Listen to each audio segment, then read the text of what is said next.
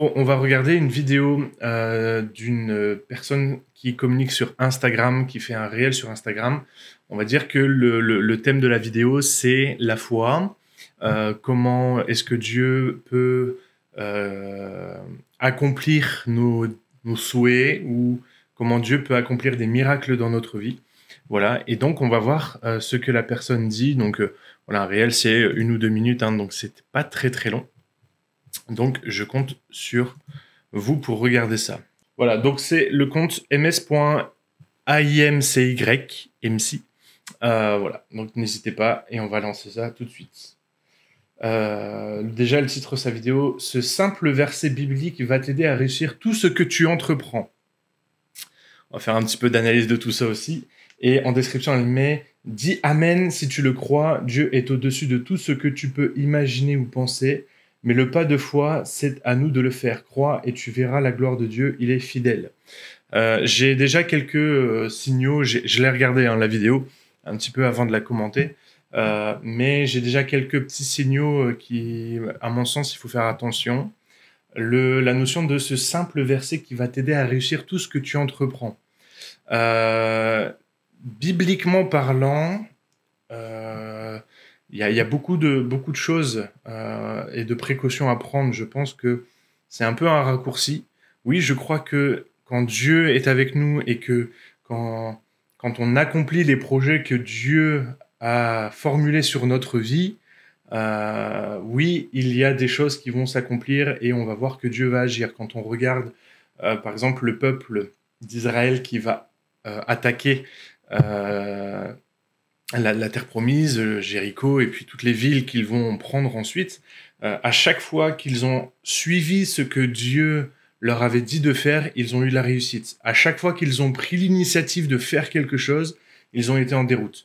Donc il y a vraiment cette notion quand même spirituelle de principe que oui, Dieu accomplit des miracles et nous accompagne dans les projets qu'il a formés pour notre vie, mais il n'accomplit pas nécessairement et forcément des miracles dans tous les projets que l'on entreprend, en particulier si les projets ne viennent pas de lui. Donc, juste ce petit titre qui va t'aider à réussir tout ce que tu entreprends, bah, c'est pas si vrai que ça et c'est pas systématique. Je dis pas que c'est pas vrai, je dis pas que c'est faux, mais c'est pas systématique. Mais on va voir ce qu'elle dit. Voici la preuve biblique que Dieu va toujours faire les choses dans ta vie en fonction de tes propres attentes. En Matthieu 9, verset 28, Jésus dit « Qu'il te soit fait selon ta foi ». Tout ce que tu expérimentes aujourd'hui, tout ce que tu as aujourd'hui, les résultats de ta vie, montrent ta foi, montrent ton niveau d'espérance et de conviction. Si tu vois qu'aujourd'hui, les choses dans ta vie sont trop petites, les choses avancent à reculons, je vais t'inviter ici à changer ta perception du Seigneur. Arrête de voir Dieu comme quelqu'un qui peut résoudre juste tes petits problèmes de manger et de boire. Dieu peut faire au-delà de tes espérances. Dieu peut aller encore plus loin, mais il a besoin de ta collaboration. Et ta collaboration, c'est ta foi. Il a besoin que tu crois. Il a besoin que tu le vois comme quelqu'un d'extraordinaire, de grand, de puissant, qui peut tout faire infiniment au-delà de ce que tu peux même imaginer ou de ce que tes yeux ont pu voir un jour dans ta vie. Quand tu commences à croire comme ça, je t'assure que dans ta vie, tu vas commencer à expérimenter des miracles.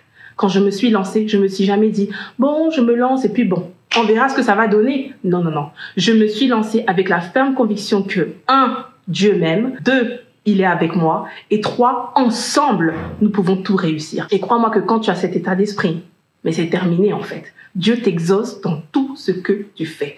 Si tu le crois aussi, écris Amen dans les commentaires. Ok. Alors, ce qui est intéressant dans ce qu'elle dit, c'est que je suis d'accord que quand Dieu est avec nous, il n'y a pas grand-chose qui va pouvoir contrecarrer ses plans. Maintenant, ça ne veut pas dire qu'il n'y a pas d'affliction, qu'il n'y a pas de combat, qu'il n'y a pas d'opposition. Ça ne veut pas dire qu'il n'y a pas de difficultés à traverser. Dieu était avec le peuple d'Israël pour conquérir la terre promise. Ça ne veut pas dire qu'ils n'ont pas eu à combattre. Ça ne veut pas dire que tout a été facile. Ça ne veut pas dire que ça a été tout s'est passé comme un souffle divin qui est passé et puis en fait ça y est, tout était aplani.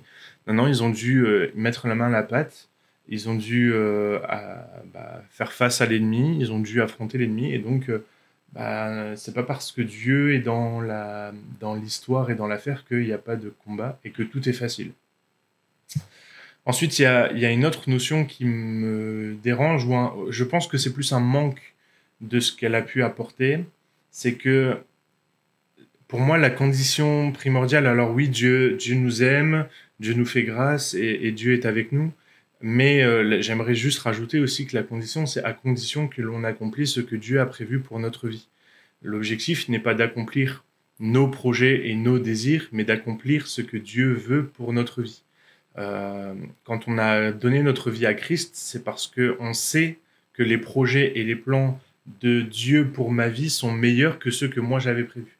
Et donc c'est pour ça que je vais confier ma vie à Christ, parce que je sais qu'il a à m'offrir quelque chose de bien meilleur que ce que moi j'imagine. Donc attention, je pense qu'il y a des vérités dans ce qu'elle dit, mais il faut apporter un petit peu de nuance. La première nuance qui est pour moi très importante, c'est que c'est pas parce que Dieu est dans l'affaire qu'il n'y aura pas de combat et de difficultés. C'est pas parce qu'il y a de l'opposition dans un projet que Dieu n'est pas OK avec ce projet-là. Voilà, ça fait partie du lot aussi de la vie des fois, d'avoir de l'opposition, d'avoir des difficultés dans un projet. Et la deuxième chose, il y a ce verset dans les Écritures qui dit « Fais de l'Éternel tes délices et il te donnera ce que ton cœur désire ». Mais je crois que ce verset, quand il démarre par « Fais de l'Éternel tes délices », il commence en disant « Si ton cœur est synchronisé avec le cœur de Dieu, si tes pensées, si tes croyances, si ta foi est synchronisée avec ce que Dieu veut pour ta vie, alors il va te donner ce que ton cœur désire, parce que c'est synchronisé avec lui. » Et il y a un autre proverbe, cette fois-ci, qui dit il y a beaucoup de projets dans le cœur de l'homme, mais ce sont les desseins de l'Éternel qui s'accomplissent. C'est-à-dire que c'est pas parce que c'est un projet que tu formules pour toi que c'est forcément ce que Dieu veut.